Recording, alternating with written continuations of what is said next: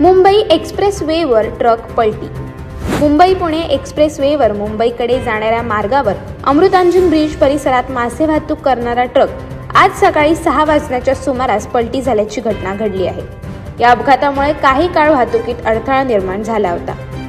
घटनेची माहिती मिळताच IRB पेट्रोलिंग, महामार्ग वाहतूक पोलीस, डेल्टा फोर्स, महाराष्ट्र सुरक्षा बल तसेच मृत्युंजय देवदूत पथकाने तात्काळ घटनास्थळी धाव घेत मदत कार्य सुरू केले। संबंधित यंत्रणांनी समन्वयाने काम करत अपघातग्रस्त ट्रक क्रेनच्या सहाय्याने सुरक्षित ठिकाणी हलवण्याची प्रक्रिया सुरू केली। दरम्यान ट्रक हटवण्यासाठी लागणाऱ्या वेळेत वाहतूक कोंडी टाळण्यासाठी लोणावळा मार्गे जुन्या मुंबई पुणे महामार्गावर वाहतूक वळवण्यात आली होती। त्यामुळे मोठी कोंडी होण्यापासून दिलासा मिळाला। या अपघातात ट्रकमधील 2 जणांना किरकोळ स्वरूपाचा मार लागल्याने त्यांना उपचारासाठी खोपोली नगरपालिका रुग्णालयात पाठवण्यात आले आहे। क्रेनच्या मदतीने ट्रक सुरक्षित ठिकाणी हलवण्याचे काम पूर्ण झाल्यानंतर एक्सप्रेसवेवरील वाहतूक पुन्हा पूर्ववत करण्यात आली असून सध्या या मार्गावरील वाहतूक सुरळीत सुरू आहे।